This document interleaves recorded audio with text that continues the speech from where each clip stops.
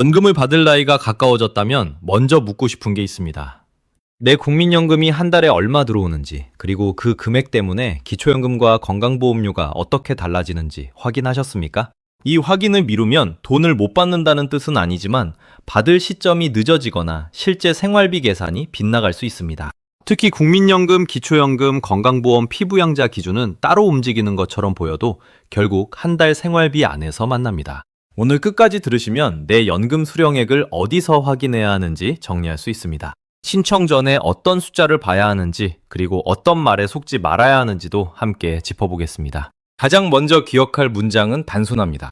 연금은 나이가 됐다는 이유만으로 내 통장에 알아서 완성되는 돈이 아닙니다. 국민연금은 가입기간과 지급 개시 연령을 확인해야 하고, 기초연금은 나이뿐 아니라 소득 인정액과 감액 기준을 확인해야 합니다. 여기에 건강보험료와 세금까지 겹치면 화면에 보이는 예상액과 실제로 쓸 수 있는 생활비가 달라질 수 있습니다. 많은 분들이 국민연금과 기초연금을 서로 반대되는 제도처럼 생각합니다. 국민연금을 받으면 기초연금은 못 받는다고 생각하거나 기초연금은 65살만 넘으면 누구나 받는다고 생각합니다. 둘 다 정확하지 않습니다. 국민연금과 기초연금은 함께 받을 수 있습니다. 다만 국민연금 월 급여액이 일정 기준을 넘으면 기초연금이 일부 감액될 수 있습니다. 기초연금은 소득 인정액 기준을 넘으면 받을 수 없고, 직영연금 수급권자와 배우자는 원칙적으로 제외될 수 있습니다. 그래서 오늘의 핵심은 많이 받는 법이 아니라 내 상황을 틀리지 않게 확인하는 법입니다. 첫 번째 확인은 국민연금 예상액입니다. 국민연금공단의 내연금 서비스에 들어가면 예상연금액과 가입 내역을 볼 수 있습니다. 정부24에서도 국민연금 예상조회가 가능하고, 금융감독원 통합연금 포털에서는 국민연금뿐 아니라 퇴직연금과 개인연금까지 함께 볼 수 있습니다. 휴대폰을 쓰신다면 내 곁에 국민연금 앱에서도 가입 내역과 예상액을 확인할 수 있습니다. 여기서 중요한 건 예상액 하나만 보는 게 아닙니다. 가입 기간이 10년 이상인지, 내 출생연도 기준 지급 개시 연령이 언제인지, 지금 조회되는 예상액이 어떤 가정으로 계산되는지 같이 봐야 합니다. 예상액은 말 그대로 예상입니다. 앞으로의 소득, 납부 기간, 물가 조정, 제도 변경에 따라 달라질 수 있습니다. 그래도 지금 확인해야 하는 이유는 분명합니다. 내가 월 50만 원대인지 100만 원대인지 160만 원을 넘는지에 따라 다음 확인 항목이 달라지기 때문입니다. 국민연금이 작다고 무조건 불리한 것도 아니고, 크다고 무조건 좋은 것도 아닙니다. 연금액이 크면 생활비 기반은 단단해질 수 있지만 기초연금 감액이나 건강보험 피부양자 기준을 같이 봐야 합니다. 연금액이 작으면 기초연금에서 보완될 수 있지만 신청을 놓치면 그 보완도 늦어질 수 있습니다. 그래서 첫 화면에서 내 예상액을 캡처하거나 적어두는 습관이 필요합니다. 두 번째 확인은 지급 개시 연령입니다. 국민연금, 노령연금은 가입기간이 10년 이상이면 출생연도별 지급 개시 연령 이후 받을 수 있습니다. 1961년생부터 1964년생은 만 63살 기준입니다. 1965년생부터 1968년생은 만 64살 기준입니다. 1969년생 이후는 만 65살 기준입니다. 이 표를 볼 때 많은 분들이 생일만 생각합니다. 하지만 실제 준비에서는 청구 시점, 퇴직 시점, 다른 소득이 있는 시점까지 함께 봐야 합니다. 퇴직은 했는데 국민연금 개시까지 몇 달이나 몇 년이 남아있으면 그 기간이 생활비 공백이 됩니다. 그 공백을 메우려고 조기노령연금을 선택할 수 있지만 조기 수령은 한 번 앞당긴 만큼 평생 감액된 금액을 받습니다. 국민연금공단 안내 기준으로 조기노령연금은 1년 앞당길 때 6%, 5년 앞당기면 30%가 감액됩니다. 월 100만 원을 받을 사람이 5년 앞당기면 월 70만 원 수준으로 줄어드는 시기입니다. 물론 조기 수령이 무조건 나쁘다는 뜻은 아닙니다. 건강이 좋지 않거나 당장 생활비가 부족하거나 일을 계속하기 어려운 분에게는 조기 수령이 현실적인 선택일 수 있습니다. 하지만 선택 전에 적어도 세 가지는 봐야 합니다. 첫째, 지금 당장 부족한 생활비가 얼마인지 봐야 합니다. 둘째, 줄어든 연금이 배우자 생활비와 주거비까지 버틸 수 있는지 봐야 합니다. 셋째, 기초연금과 건강보험료에 어떤 영향을 줄 수 있는지 확인해야 합니다. 반대로 연기연금은 늦게 받는 대신 더 받는 선택입니다. 국민연금공단 기준으로 1년 연기하면 7.2%, 5년 연기하면 36%가 가산됩니다. 월 100만 원이 기준이라면 5년 뒤 월 136만 원 수준으로 커질 수 있습니다. 듣기에는 좋아 보이지만 이것도 무조건 정답은 아닙니다. 연기하는 동안 받을 수 있었던 돈을 포기해야 하고 그 기간의 생활비를 다른 자산으로 버텨야 하기 때문입니다. 또 오래 살아야 가산 효과가 충분히 의미를 가집니다. 건강 상태, 배우자 소득, 예금 잔액, 퇴직연금, 주거비가 모두 다르면 답도 달라집니다. 그래서 조기냐 연기냐를 묻기 전에 먼저 질문을 바꿔야 합니다. 내가 앞으로 5년 동안 버틸 돈이 있는가? 연금을 일찍 받아 줄어든 금액으로도 80대 생활비가 괜찮은가? 늦게 받아 더 받는 동안 기초연금과 건강보험료 계산은 어떻게 되는가? 이 질문에 답하지 않고 단순히 30% 손해, 36% 이익만 보면 위험합니다. 세 번째 확인은 기초연금입니다. 기초연금은 국민연금보다 훨씬 단순해 보이지만 실제 계산은 더 헷갈릴 수 있습니다. 이유는 소득 인정액 때문입니다. 2026년 기준 기초연금 선정 기준액은 단독 가구 월 247만 원, 부부 가구 월 395만 2천 원입니다. 여기서 말하는 금액은 월급이나 연금만 뜻하지 않습니다. 근로소득, 사업소득, 연금소득, 재산을 소득으로 환산한 금액까지 합친 소득 인정액입니다. 그래서 통장에 들어오는 현금만 보고 나는 기준 아래라고 판단하면 틀릴 수 있습니다. 집, 금융재산, 자동차, 부채, 배우자 상황이 함께 들어갑니다. 기초연금은 만 65살 이상이고 대한민국 국적과 국내 거주 요건을 갖춘 분 중 소득 인정액이 기준 이하인 분에게 지급됩니다. 부부 중 한 분만 신청해도 부부 가구로 봅니다. 이 대목에서 부부가 많이 헷갈립니다. 남편만 신청하니 단독 가구 기준으로 보겠지. 아내만 신청하니 혼자 기준으로 보겠지. 이렇게 생각할 수 있습니다. 하지만 기초연금에서는 부부 중 한 사람만 신청해도 부부 가구 기준을 적용합니다. 또 공무원 연금, 사학연금, 군인연금, 별정 우체국 연금 같은 직영연금 수급권자와 그 배우자는 원칙적으로 기초연금 대상에서 제외됩니다. 예외나 경과 규정이 있을 수 있으니 이 경우는 반드시 공식 상담을 받아야 합니다. 네 번째 확인은 기초연금 금액입니다. 2026년 기초연금 기준연금액은 월 34만 9,700원입니다. 부부가 모두 받으면 각각 산정된 금액에서 20%가 감액되어 부부 합산 최대 55만 9,520원 수준입니다. 여기서도 최대라는 말이 중요합니다. 모든 사람이 이 금액을 그대로 받는다는 뜻이 아닙니다. 국민연금 수령액이 일정 기준을 넘으면 연계 감액이 적용될 수 있고 부부 감액과 소득 역전 방지 감액도 들어갈 수 있습니다. 공식 기초연금 안내에서 중요한 기준선은 52만 4,550원입니다. 이 금액은 2026년 기준 연금액 34만 9,700원의 150%입니다.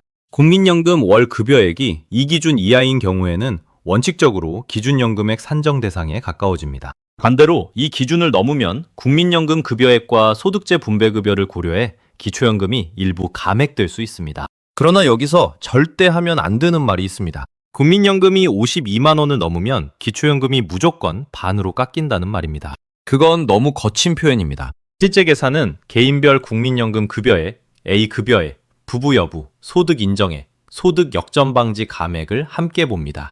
그러니 시청자 입장에서 필요한 행동은 하나입니다. 국민연금 예상액을 확인한 뒤 복지로 또는 기초연금 모의 계산에서 소득 인정액과 예상 기초연금을 다시 보는 것입니다. 다섯 번째 확인은 신청 시점입니다. 신청은 만 65살 생일이 속한 달의 한 달 전부터 할 수 있습니다.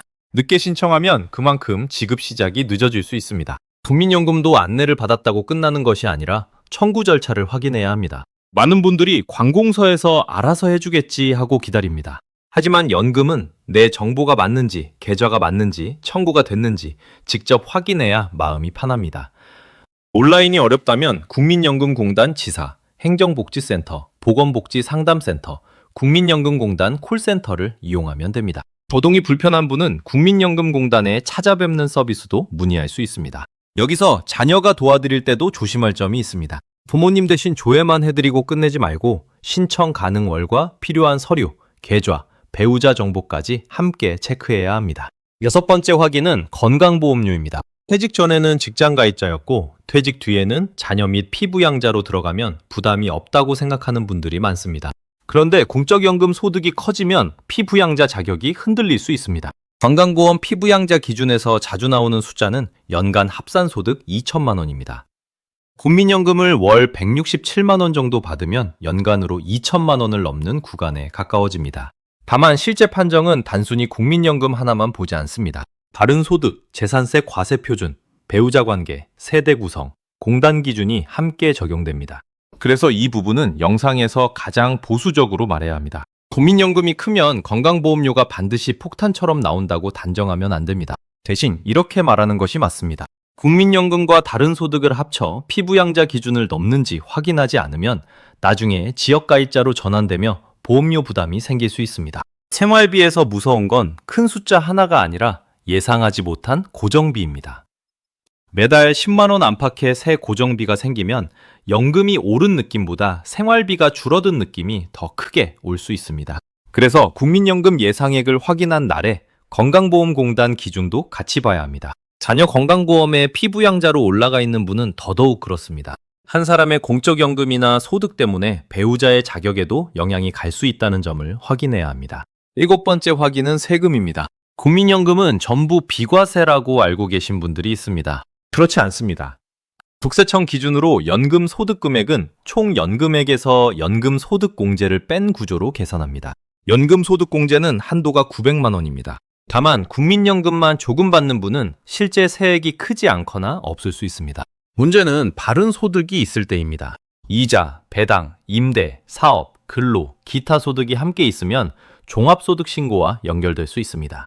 그러니 국민연금 수령액을 볼 때 세전 금액과 실제 생활비를 구분해야 합니다. 세금도 건강보험료처럼 개인별 차이가 큽니다. 영상에서 할 수 있는 말은 세무조언이 아니라 확인 순서입니다. 국민연금 지급 내역을 보고 국세청 기준을 확인하고 다른 소득이 있으면 신고 대상인지 상담받는 것입니다.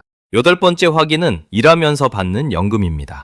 예전에는 일을 하면 국민연금이 깎인다는 말이 널리 퍼져 있었습니다. 정확히는 소득활동에 따른 노령연금 감액 제도가 있었습니다. 2026년에는 재직자 노령연금 감액 하위 구간이 완화된다는 보도가 많았습니다.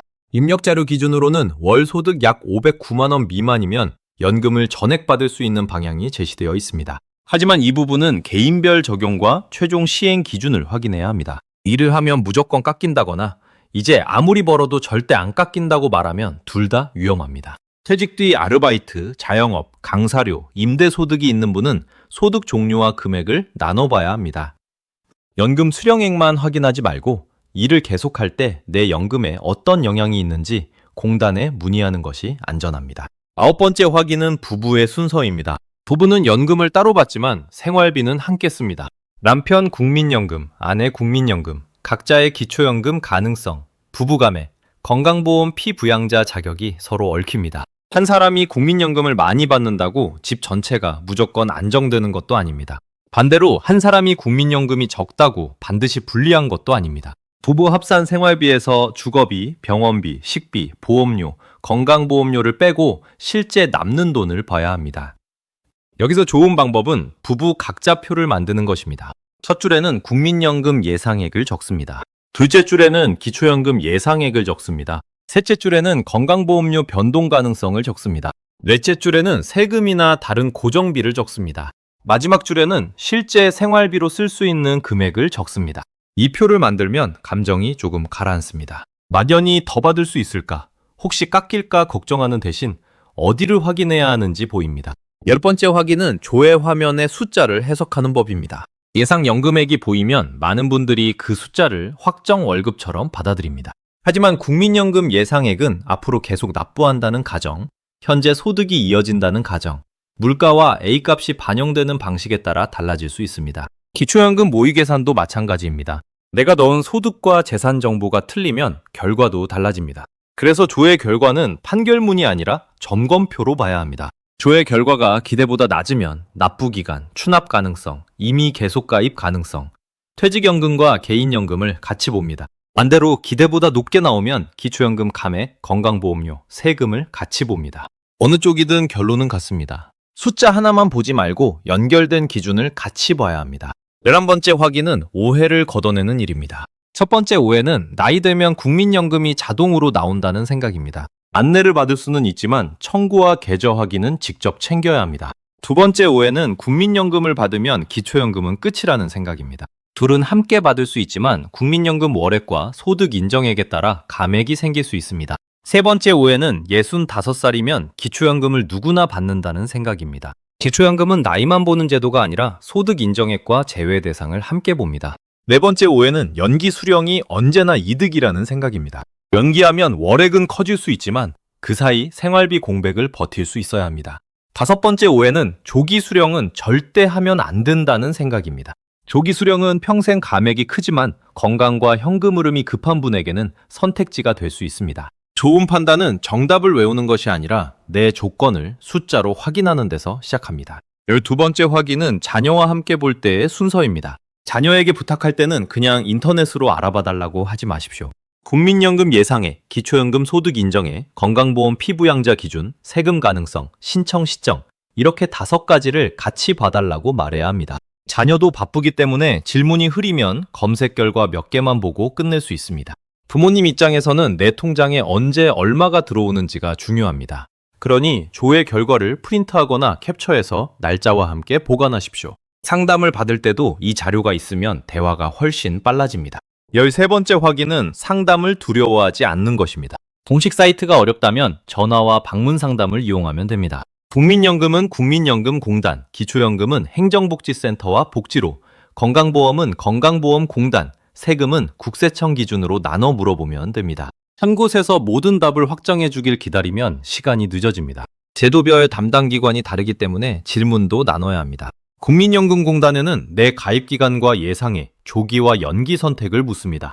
행정복지센터나 복지로에는 기초연금 신청 가능성과 소득 인정액을 묻습니다. 건강보험공단에는 피부양자 유지 가능성과 지역보험료 예상 방식을 묻습니다. 국세청이나 세무상담에서는 연금 소득과 다른 소득 신고 여부를 묻습니다. 이렇게 나눠 물으면 복잡한 연금 문제가 생활비표로 정의됩니다. 14번째 확인은 올해 기준과 작년 기준을 구분하는 것입니다. 연금글을 검색하면 작년 숫자와 올해 숫자가 섞여 나옵니다. 기초연금 기준 연금액도 해마다 물가를 반영해 달라질 수 있습니다.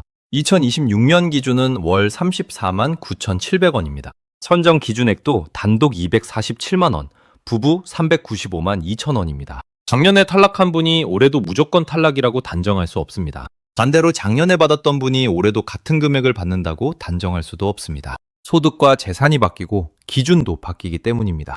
그래서 연금 확인은 한 번 하고 끝나는 일이 아닙니다. 최소한 신청 전, 퇴직 전, 생일 전후, 소득이 바뀐 뒤에는 다시 봐야 합니다. 15번째 확인은 생활비 관점입니다. 제도 설명만 들으면 머리가 복잡합니다. 하지만 생활비로 바꾸면 판단이 쉬워집니다. 월세나 관리비가 얼마인지, 식비와 병원비가 얼마인지, 보험료와 통신비가 얼마인지 먼저 적습니다.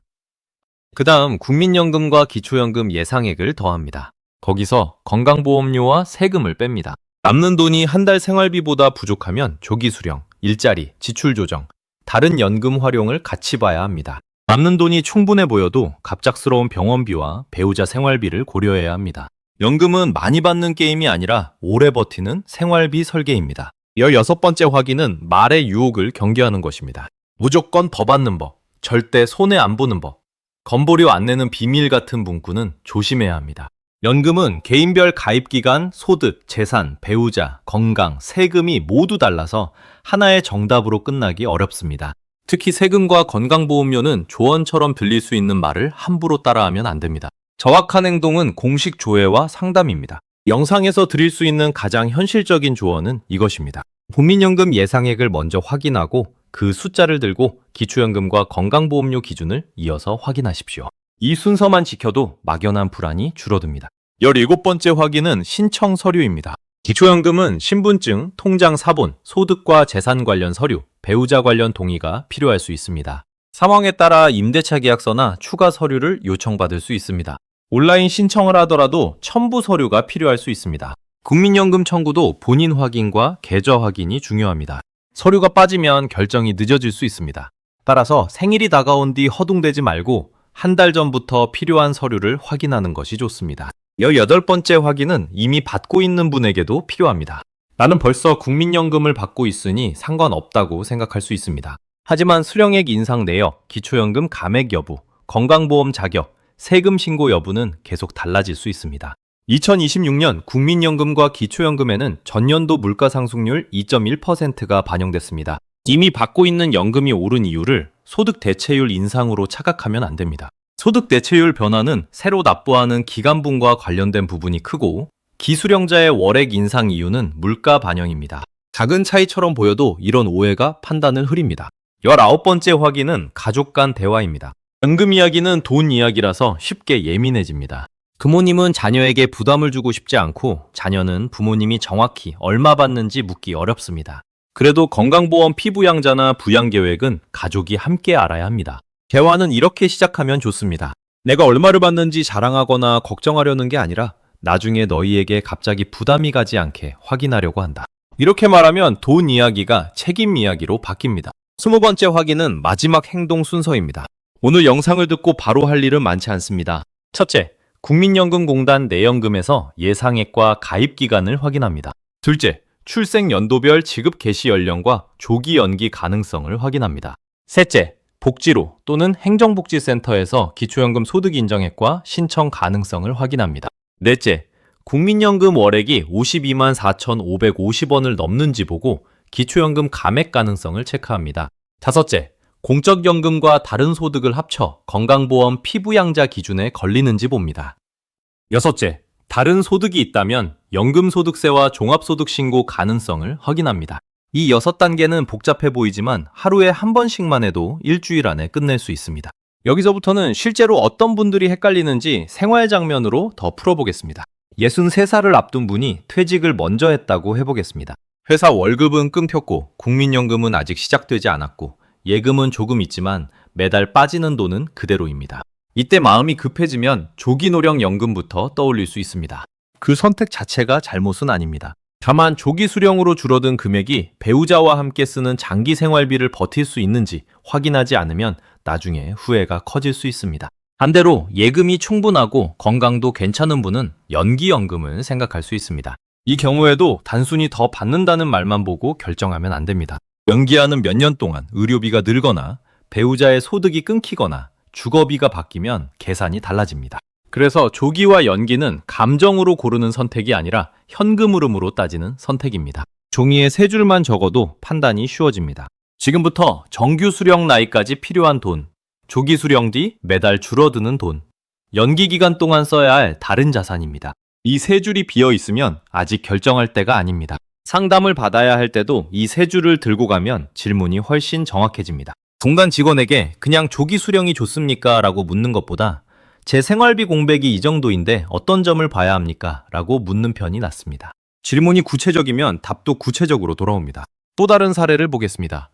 65살이 된 분이 기초연금을 신청하려고 합니다. 본인은 소득이 거의 없다고 생각합니다.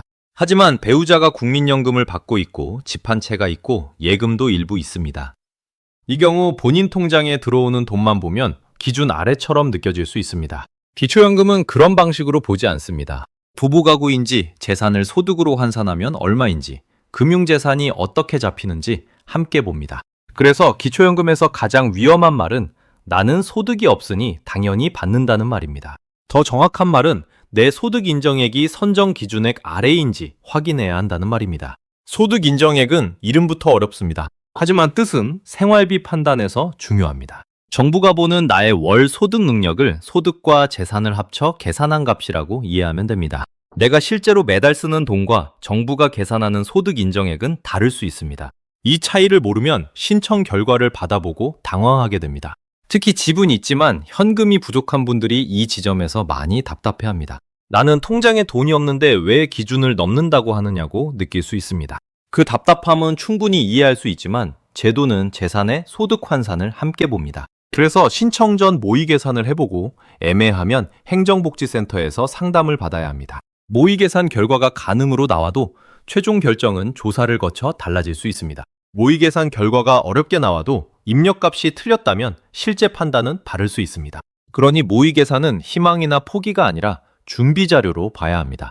국민연금과 기초연금을 같이 받을 때의 마음도 짚어야 합니다. 많이 낸 국민연금 때문에 기초연금이 줄어든다고 느끼면 억울할 수 있습니다. 그 감정은 자연스럽습니다. 오랫동안 보험료를 냈고 이제야 돌려받는 돈인데 다른 제도에서 줄어든다고 들리기 때문입니다. 하지만 시청자에게 필요한 건 제도에 화를 내는 것에서 끝나는 게 아닙니다. 내가 실제로 얼마를 받을지 계산하고 줄어드는 부분이 있다면 다른 생활비 항목에서 어떻게 대비할지 보는 것입니다.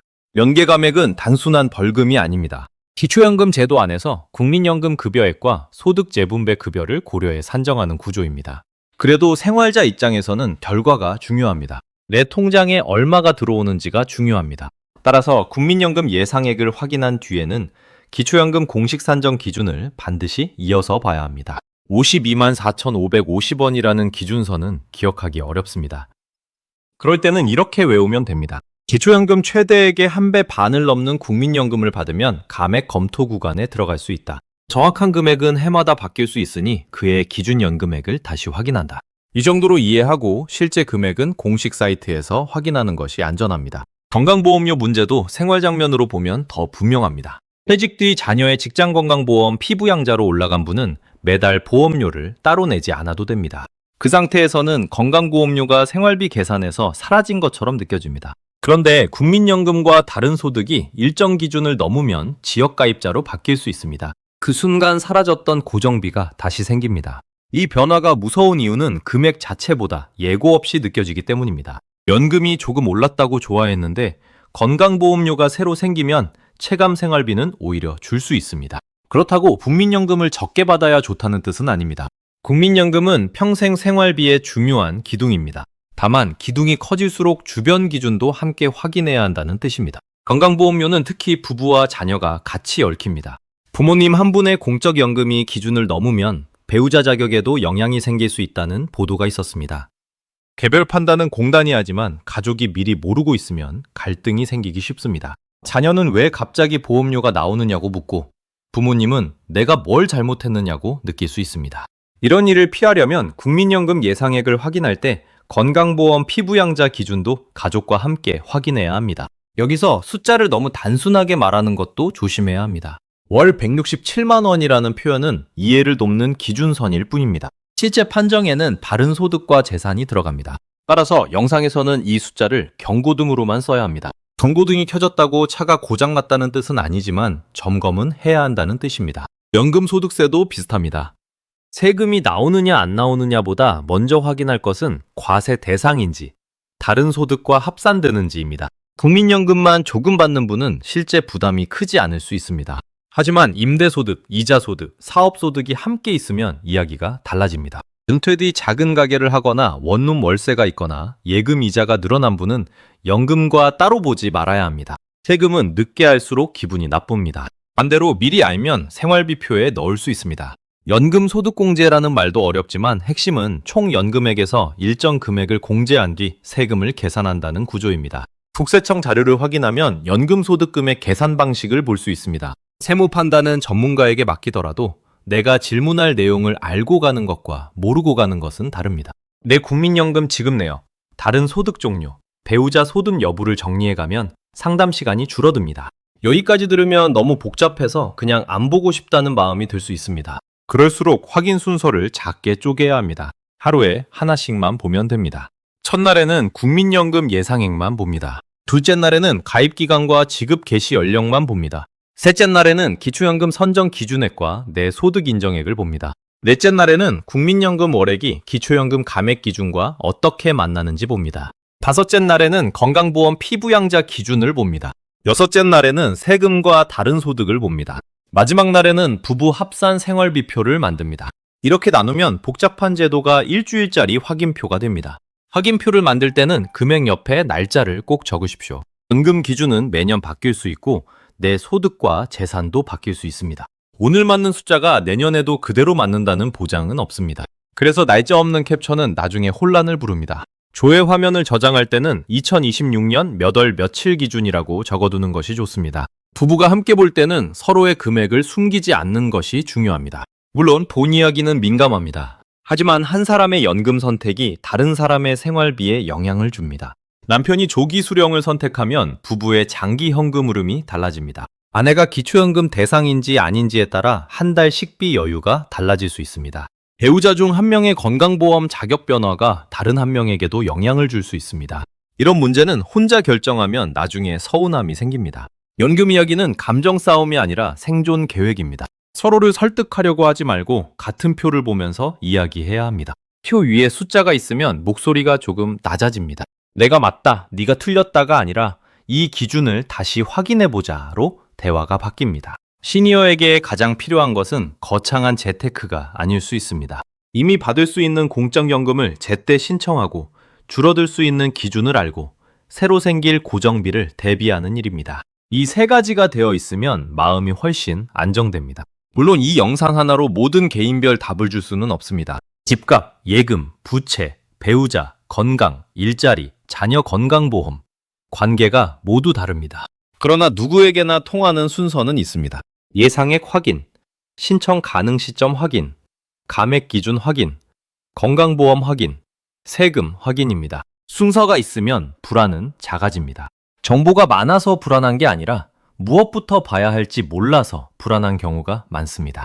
이제 행동을 조금 더 구체적으로 잡아보겠습니다. 국민연금공단 사이트에 들어가기가 어렵다면 가까운 지사를 찾아가도 됩니다. 전화 상담을 먼저 하고 필요한 서류를 물어본 뒤 방문하면 헛걸음을 줄일 수 있습니다. 복지로가 어렵다면 행정복지센터에서 기초연금 신청 상담을 받을 수 있습니다.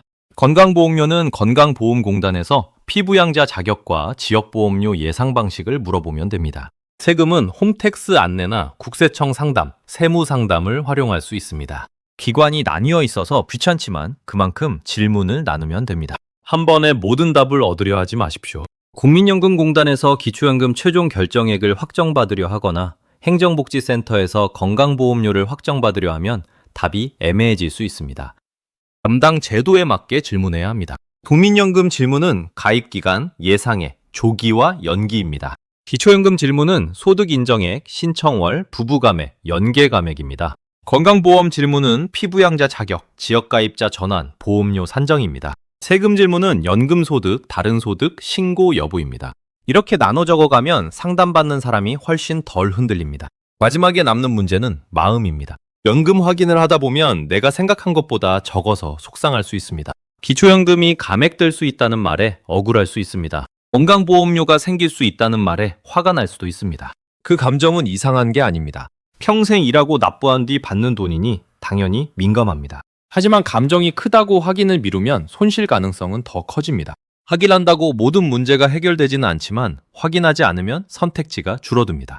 오늘 확인한 숫자가 마음에 들지 않아도 그 숫자는 출발점입니다. 출발점을 알아야 지출을 줄일지, 일을 조금 더 할지, 연기할지, 조기 수령할지, 다른 연금을 쓸지 판단할 수 있습니다. 노후 생활비에서 가장 위험한 것은 적은 돈이 아니라 모르는 돈입니다. 모르는 돈은 준비할 수 없습니다. 아는 돈은 부족해도 계획할 수 있습니다. 그래서 이 영상의 결론은 단순합니다. 국민연금과 기초연금은 따로 보지 말고 한 장의 생활비표로 보십시오. 그 표에서 신청일, 예상액, 감액 가능성, 건강보험료, 세금, 실제 남는 돈을 함께 보십시오. 이렇게 확인하면 연금 이야기가 막연한 불안에서 관리 가능한 숫자로 바뀝니다. 이제 신청 직전에 꼭 봐야 할 작은 항목들을 더 자세히 짚겠습니다. 첫 항목은 계좌입니다. 연금은 결국 내 계좌로 들어오는 돈입니다. 오래 쓰지 않은 계좌, 압류나 제한이 걸린 계좌, 배우자 명의 계좌를 그대로 생각하고 있으면 신청 과정에서 막힐 수 있습니다. 본인 명의 계좌인지, 실제로 입금받을 수 있는 계좌인지, 통장 사본이 필요한지 먼저 확인하십시오. 두 번째 항목은 주소입니다. 기초연금 신청과 안내는 주민등록상 주소와 연결될 수 있습니다. 실제 사는 곳과 주소지가 다르면 안내문을 놓치거나 상담기관을 헷갈릴 수 있습니다. 주소가 바뀐 분은 행정복지센터에서 현재 주소와 신청 관할을 먼저 확인하는 편이 좋습니다. 세 번째 항목은 배우자 정보입니다. 기초연금에서는 배우자가 함께 조사 대상이 될 수 있습니다. 배우자가 신청하지 않는다고 해서 배우자 소득과 재산을 완전히 빼고 보는 것이 아닙니다. 이 점을 모르고 혼자 준비하면 서류가 빠질 수 있습니다. 네 번째 항목은 금융재산입니다. 예금, 적금, 보험, 주식, 펀드 같은 금융재산은 소득 인정액 산정에 영향을 줄 수 있습니다. 정확한 반영 방식은 공식 산정 기준을 봐야 하지만 적어도 내가 가진 금융재산 목록은 알고 있어야 합니다. 다섯 번째 항목은 부채입니다. 대출이 있다고 해서 모두 같은 방식으로 빠지는 것은 아닙니다. 부채 증빙이 필요할 수 있고 인정되는 범위도 제도 기준을 따릅니다. 그래서 대출 잔액이 있다면 금융기관 서류를 준비할 수 있는지 확인해야 합니다. 여섯 번째 항목은 임대차 계약입니다. 전세, 월세, 보증금, 임대소득이 있으면 기초연금과 세금, 건강보험료 판단에 영향을 줄 수 있습니다. 계약서가 오래됐거나 실제 거주 상황과 다르면 상담 전에 정리해두는 것이 좋습니다. 일곱 번째 항목은 일하는 소득입니다. 퇴직했다고 생각해도 강의료, 일용직, 아르바이트, 농업소득, 사업소득이 남아있을 수 있습니다. 작은 돈이라도 반복되면 제도상 소득으로 잡힐 수 있습니다. 이 돈을 숨기자는 뜻이 아닙니다. 오히려 미리 정리해서 제대로 신고하고 예상 결과를 보는 것이 안전합니다. 8번째 항목은 다른 연금입니다. 퇴직연금, 개인연금, 연금저축, 주택연금은 국민연금과 다르게 취급될 수 있습니다. 어떤 돈은 건강보험료 산정에서 다르게 보이고 어떤 돈은 세금에서 다르게 보입니다. 이름이 모두 연금이라고 같은 돈이 아닙니다. 9번째 항목은 수령 시작월입니다. 신청한 날, 생일이 속한 달, 지급 결정일, 실제 입금일은 서로 다를 수 있습니다. 한 달 생활비가 빠듯한 분은 이 차이를 대충 넘기면 안 됩니다. 언제부터 실제 입금되는지 확인해야 월세나 카드값이 밀리지 않습니다. 10번째 항목은 안내문입니다. 국민연금공단이나 지자체에서 오는 우편, 문자, 카카오 알림을 광고처럼 넘기면 안 됩니다. 요즘은 스미싱 위험도 있으니 링크를 무작정 누르지 말고 공식 앱이나 공식 사이트로 직접 들어가는 습관이 필요합니다. 안내문을 받았는데 이해가 안 되면 버리지 말고 지사나 행정복지센터에 들고 가십시오. 상담 직원은 그 안내문을 보고 훨씬 빨리 상황을 파악할 수 있습니다. 다음은 나이대별로 보겠습니다. 50대 후반은 아직 시간이 조금 있다고 느낄 수 있습니다. 하지만 이 시기에는 국민연금 가입 기간을 확인하는 것이 중요합니다. 10년 요건이 채워졌는지, 빈 기간이 있는지, 추납이나 임의가입 같은 선택지가 있는지 알아볼 수 있습니다. 물론 추납이나 임의가입이 누구에게나 유리한 것은 아닙니다. 납부할 돈이 필요하고 회수 기간도 봐야 합니다. 그럼에도 50대 후반에 확인하면 선택지가 남아 있습니다. 60대 초반은 조기 수령과 정규 수령 사이에서 흔들릴 수 있습니다. 이때는 당장 돈이 필요한 이유를 구체적으로 적어야 합니다. 생활비 부족인지, 대출 상환인지, 자녀 지원인지, 병원비인지에 따라 판단이 달라집니다. 대출 이자가 너무 높다면 현금 흐름을 우선할 수도 있습니다. 병원비가 반복된다면 안정적인 월 현금이 더 중요할 수 있습니다. 반대로 예금이 충분하다면 조기 수령을 서두르지 않아도 됩니다. 60대 중반은 국민연금과 기초연금이 동시에 현실 문제가 됩니다. 이 나이대에서는 신청월과 소득 인정액, 국민연금 월액을 함께 봐야 합니다. 작년에 기초연금에서 탈락했더라도 올해 기준이나 내 재산 상황이 달라졌다면 다시 확인할 수 있습니다. 이미 신청했는데 결과가 기대와 다르다면 결정 통지서를 보고 이유를 확인해야 합니다. 이유를 모르면 다음 행동이 없습니다. 60대 후반과 70대는 이미 받는 돈을 관리하는 구간입니다. 매년 물가 반영으로 연금액이 바뀔 수 있고 건강보험 자격도 소득자료 반영 시점에 따라 바뀔 수 있습니다. 배우자가 사망하거나 이사하거나 재산을 처분하거나 자녀와 세대를 합치면 여러 기준이 달라질 수 있습니다. 이런 변화가 생기면 그냥 지나가지 말고 담당 기관에 알려야 합니다. 신고해야 할 변동을 놓치면 나중에 환수나 자격 문제가 생길 수 있습니다. 이 부분은 겁을 주려는 말이 아닙니다. 오히려 미리 알리면 불필요한 불안을 줄일 수 있다는 뜻입니다. 이번에는 금액대별로 보겠습니다. 국민연금 예상액이 월 50만 원대인 분은 기초연금 가능성을 꼭 확인해야 합니다. 공식 기준을 충족하면 기초연금이 생활비의 중요한 보완이 될 수 있습니다. 하지만 본인의 소득이 작아도 재산과 배우자 상황 때문에 결과가 달라질 수 있습니다. 국민연금이 월 100만 원 안팎인 분은 생활비에는 도움이 되지만 기초연금 감액 여부를 봐야 합니다. 감액이 있더라도 둘을 합친 금액이 얼마인지 보는 것이 중요합니다. 국민연금이 월 160만 원을 넘는 분은 건강보험 피부양자 기준을 특히 확인해야 합니다. 이 구간에서는 연금이 많아진 장점과 새 고정비 가능성을 동시에 봐야 합니다. 국민연금이 아주 적거나 없는 분은 기초연금, 기초생활보장, 노인 일자리, 주거지원 같은 다른 제도도 함께 확인할 수 있습니다. 다만 이 영상은 모든 복지제도를 다루는 시간이 아니므로 오늘은 연금과 건강보험료 중심으로만 잡겠습니다. 연금 확인에서 자주 나오는 실수도 정리하겠습니다. 첫 실수는 검색 결과 맨 위, 블로그만 보고 끝내는 것입니다. 블로그가 도움이 될 때도 있지만 기준 금액은 반드시 공식 자료와 비교해야 합니다. 두 번째 실수는 작년 글을 올해 기준으로 착각하는 것입니다. 기초연금 기준 연금액과 선정 기준액은 해마다 바뀔 수 있습니다. 세 번째 실수는 최대액을 내금액으로 오해하는 것입니다. 월 34만 9,700원은 최대 기준 연금액이지 모든 사람의 확정 입금액이 아닙니다. 네 번째 실수는 부부 감액을 몰라서 둘이 합치면 단순히 2배라고 생각하는 것입니다. 부부가 모두 기초연금을 받으면 각각 산정액에서 20%가 감액됩니다. 다섯 번째 실수는 건강보험료를 나중 문제로 미루는 것입니다. 연금 수령액을 정할 때 건강보험료 가능성을 같이 보지 않으면 실제 생활비 계산이 뒤집힐 수 있습니다. 6번째 실수는 세금을 전혀 생각하지 않는 것입니다. 국민연금만 조금 받는 경우에는 부담이 작을 수 있지만 다른 소득이 있으면 신고 문제가 생길 수 있습니다. 7번째 실수는 가족에게 너무 늦게 말하는 것입니다. 특히 피부양자 문제는 자녀 건강보험과 연결될 수 있으니 가족이 알아야 합니다. 8번째 실수는 상담 기록을 남기지 않는 것입니다. 전화로 들은 내용을 날짜와 담당 기관, 핵심 답변으로 적어두면 다음 상담 때 도움이 됩니다. 9번째 실수는 한 번 탈락했다고 영원히 포기하는 것입니다. 기준도 바뀌고 내 상황도 바뀔 수 있습니다. 10번째 실수는 남의 사례를 내 사례로 가져오는 것입니다. 친구가 받았다고 나도 받는 게 아니고 이웃이 탈락했다고 나도 탈락하는 게 아닙니다. 제도는 비슷한 사람도 세부 조건에 따라 다르게 판단합니다. 그러니 비교는 방향을 잡는 데만 쓰고 결정은 내 자료로 해야 합니다. 이제 영상 제작 관점에서 첫 30초 약속을 다시 확인하겠습니다. 시청자가 이 영상을 누른 이유는 연금제도 역사를 듣고 싶어서가 아닙니다.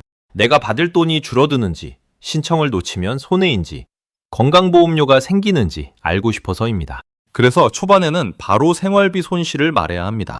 그 뒤에 공식 기준을 붙여야 신뢰가 생깁니다. 중반에는 숫자를 몰아서 던지기보다 숫자 하나마다 생활장려를 붙여야 합니다. 247만 원은 단독가구 선정 기준액입니다. 하지만 시청자에게는 내가 가진 소득과 재산을 합친 값이 이 선 아래인지 라는 질문으로 바꿔야 합니다.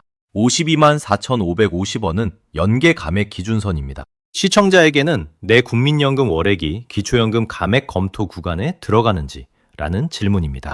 2천만 원은 건강보험 피부양자 기준에서 자주 보는 연간 소득선입니다. 시청자에게는 내 공적연금과 다른 소득을 합치면 자녀 건강보험 피부양자를 유지할 수 있는지 라는 질문입니다. 숫자는 이렇게 질문으로 바뀔 때 기억됩니다. 마무리에서는 공포가 아니라 행동으로 끝나야 합니다. 연금이 줄 수 있다, 보험료가 나올 수 있다, 세금이 있을 수 있다는 말만 남기면 시청자는 불안해집니다. 하지만 어디서 확인하고 누구에게 물어볼지 알려주면 불안은 행동으로 바뀝니다. 그래서 마지막 행동은 6가지로 좁히는 것이 좋습니다. 내연금 확인, 지급 개시 연령 확인, 복지로 모의 계산, 건강보험 피부양자 확인, 세금 확인, 부부 생활비표 작성입니다. 이 6가지를 모두 오늘 끝내지 않아도 됩니다. 이번 주 안에 하나씩만 해도 충분히 큰 변화입니다. 연금은 한 번의 대단한 선택보다 여러 번의 작은 확인이 더 중요합니다. 작은 확인이 모이면 신청을 놓치지 않고 감액을 예상하고 건강보험료를 대비하고 가족과 덜 다투게 됩니다. 결국 노후 돈 관리는 사람을 겁주는 기술이 아닙니다. 내 생활비를 오래 지키는 기술입니다. 이 기술의 시작은 공식 조회 화면을 열어 내 숫자를 보는 것입니다. 내 숫자를 모르면 모든 조언이 남의 이야기입니다. 내 숫자를 알면 복잡한 제도도 내 문제로 정의됩니다. 그때부터는 겁이 아니라 선택이 남습니다. 언제 받을지, 무엇을 신청할지, 어떤 비용을 준비할지, 누구와 상의할지 선택할 수 있습니다. 선택지가 있다는 느낌은 노후에 매우 중요합니다. 수입은 제한적이어도 선택지가 있으면 마음이 덜 무너집니다. 오늘의 긴 설명이 결국 그 선택지를 되찾는 데 쓰였으면 합니다. 마지막 보강으로 3가지 가족 사례를 더 생각해 보겠습니다. 첫째는 혼자 사는 단독 가구입니다. 단독 가구는 부부 감액은 없지만 모든 고정비를 혼자 감당해야 합니다. 관리비, 전기요금, 통신비, 병원비, 식비가 한 사람 연금에서 바로 빠집니다. 이 경우에는 국민연금과 기초연금을 합친 총액보다 실제 남는 돈이 더 중요합니다. 월 수령액이 괜찮아 보여도 병원비가 반복되면 체감 생활비는 빠르게 줄어듭니다. 단독 가구는 비상금 기준을 따로 잡아야 합니다. 적어도 갑작스러운 진료비와 집수리 비용을 감당할 여유가 있는지 확인해야 합니다. 둘째는 부부가 함께 사는 가구입니다. 부부는 생활비를 나눌 수 있지만 제도 계산에서는 서로의 소득과 재산이 영향을 줍니다. 한 사람은 국민연금을 많이 받고 다른 사람은 거의 받지 않는 경우가 있습니다. 이때 가구 전체로는 괜찮아 보여도 한 사람이 먼저 세상을 떠난 뒤에 생활비가 달라질 수 있습니다. 유족연금, 본인 노령연금, 기초연금, 주거비가 다시 계산됩니다. 이 영상에서 유족연금을 자세히 다루지는 않지만 부부는 반드시 한 사람만 남았을 때의 월 생활비도 생각해야 합니다. 셋째는 자녀와 함께 사는 가구입니다. 자녀와 같이 산다고 해서 모든 문제가 자동으로 해결되는 것은 아닙니다. 건강보험 피부양자, 세대 구성, 실제 부양관계, 주거비 부담이 복잡해질 수 있습니다.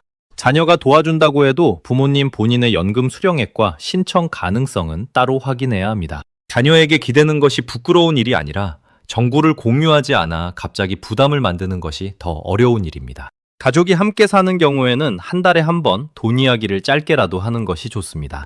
어떤 지원을 받을 수 있는지, 어떤 고정비가 늘었는지, 병원비가 갑자기 늘지는 않았는지 확인하는 자리입니다. 이 대화는 길 필요가 없습니다. 이번 달 연금 입금 확인, 건강보험료 변화 없음, 병원비 특이사항 없음. 이 정도만 확인해도 됩니다. 작은 확인이 쌓이면 큰 갈등을 막습니다. 또 하나 중요한 건 연금을 부끄럽게 여기지 않는 태도입니다. 국민연금은 오랫동안 낸 보험료와 제도 기준에 따라 받는 권리입니다. 기초연금은 노후 소득을 보완하기 위한 공적 제도입니다. 받을 수 있는지 확인하는 일은 민폐가 아닙니다. 정확히 신청하고, 정확히 신고하고, 정확히 받는 것이 중요합니다. 반대로 받을 수 없다는 결과가 나와도 그것이 실패를 뜻하지는 않습니다. 기준이 맞지 않는다는 뜻이고, 다른 제도나 다른 생활비 조정을 찾아야 한다는 뜻입니다. 연금 확인은 자존심의 문제가 아니라 정보의 문제입니다. 정보를 늦게 알면 선택이 줄고, 빨리 알면 준비 시간이 생깁니다. 시청자분들이 오늘 영상을 들으며 가장 먼저 하셨으면 하는 행동은 검색이 아니라 기록입니다. 종이를 꺼내 국민연금 예상액이라고 적으십시오. 그 아래에 기초연금 가능성이라고 적으십시오. 그 아래에 건강보험료 확인이라고 적으십시오. 마지막에 세금과 가족 대화라고 적으십시오. 이 네 줄이 오늘의 숙제입니다. 숫자를 아직 몰라도 괜찮습니다. 빈칸을 만들면 채우고 싶어집니다. 빈칸이 있어야 질문도 생깁니다. 질문이 생기면 공식 사이트나 상담 창구를 찾아갈 이유가 분명해집니다. 노후 생활비는 완벽하게 예측할 수 없습니다. 물가는 오르고 병원비는 갑자기 생기고 가족 상황도 변합니다. 그래도 연금의 기본 숫자를 알고 있으면 흔들림이 줄어듭니다. 확실한 것과 불확실한 것을 나눌 수 있기 때문입니다. 확실한 것은 현재 기준, 현재 예상액, 현재 신청 가능성입니다. 불확실한 것은 앞으로의 건강, 물가, 제도 변화, 가족 상황입니다. 확실한 것부터 챙기고 불확실한 것은 여유를 두고 대비하는 것이 현실적인 노후 준비입니다. 이 방식은 화려하지 않습니다. 하지만 실제 생활에는 화려한 말보다 정확한 확인이 더 도움이 됩니다. 연금 영상이 끝난 뒤 남아야 할 감정은 겁이 아니라 할 수 있겠다는 느낌이어야 합니다. 오늘 당장 하나만 확인해도 시작입니다. 내일 하나 더 확인하면 방향이 보입니다. 그 다음 가족과 한 번 이야기하면 혼자 짊어지는 불안이 줄어듭니다. 공식 상담까지 마치면 적어도 몰라서 놓치는 부분은 많이 줄어듭니다. 그 정도면 충분히 의미 있는 변화입니다. 한 가지 더. 조회를 마친 뒤에는 결과를 혼자 해석하지 말고 기준별로 표시해 두십시오. 국민연금 예상액 옆에는 확정이 아니라 예상이라고 적습니다. 기초연금 모의계산 옆에는 최종 결정, 아님이라고 적습니다. 건강보험료 확인 옆에는 공단 판정 필요라고 적습니다. 세금 확인 옆에는 다른 소득이 있을 때 재확인이라고 적습니다. 이렇게 적어두면 숫자를 과신하지 않게 됩니다. 연금 정보에서 과신은 불안만큼 위험합니다. 대충 듣고 겁먹는 것도 문제지만 대충 보고 확정이라고 믿는 것도 문제입니다. 제도는 매년 바뀔 수 있고 개인 자료도 나중에 반영될 수 있습니다. 그러니 오늘의 조회 결과는 오늘 기준의 지도입니다. 지도는 길을 찾는 데 필요하지만 실제 길을 걸을 때는 표지판도 다시 봐야 합니다. 신청서를 넣은 뒤에도 끝이 아닙니다. 접수됐는지, 보완 서류가 있는지, 결정 통지가 언제 오는지 확인해야 합니다. 결정 통지를 받으면 금액만 보지 말고 산정 이유를 봐야 합니다. 예상보다 적다면 감액 사유가 무엇인지 확인하십시오. 소득 인정액 때문인지, 국민연금 연계 때문인지, 부부 감액 때문인지, 소득 역전 방지 때문인지가 달라야 다음 행동도 달라집니다. 이유를 모르고 금액만 보면 둘만만 남습니다. 이유를 알면 이의 신청이 가능한지, 다음에 재확인이 필요한지, 생활비를 어떻게 조정할지 판단할 수 있습니다. 국민연금도 마찬가지입니다. 첫 입금이 들어오면 금액만 보고 끝내지 말고 지급 내역을 확인하십시오. 부양가족 연금액이 있는지, 세금이 어떻게 처리됐는지, 물가 반영 뒤 금액이 어떻게 달라졌는지 볼 수 있습니다. 작은 차이를 확인하는 습관이 나중에 큰 혼란을 막습니다. 연금은 한번 정해지면 평생 같은 금액으로 얼어붙는 돈이 아닙니다. 물가 반영, 제도 변화, 개인 상황 변화에 따라 확인할 일이 계속 생깁니다. 그래서 달력에 연금 점검일을 하나 만들어 두는 것도 좋습니다. 생일 전 한 달, 매년 초 기준, 변경 시기, 소득이 바뀐 달, 건강보험 자격 안내를 받은 달이 좋은 점검 시점입니다. 점검일이 있으면 불안할 때마다 검색창을 헤매지 않아도 됩니다. 정해진 날에 정해진 항목만 보면 됩니다. 마지막으로 영상 제작자 입장에서도 책임이 있습니다. 시니어 대상 연금 콘텐츠는 조회수를 위해 공포만 키우면 안 됩니다. 숫자를 크게 보여주더라도 출처와 기준일을 붙여야 합니다. 감액 가능성을 말할 때는 예외와 개인차를 같이 말해야 합니다. 건강보험료를 말할 때는 공단 판정이 필요하다고 분명히 해야 합니다. 세금을 말할 때는 세무조언이 아니라 확인 안내라는 선을 지켜야 합니다. 이 선을 지켜야 시청자가 겁만 먹고 끝나지 않습니다. 연금 콘텐츠의 목적은 사람을 놀라게 하는 것이 아니라 받을 돈을 놓치지 않게 돕는 것입니다. 그 목적을 잊지 않으면 제목도 썸네일도 대본도 한 방향으로 맞춰집니다.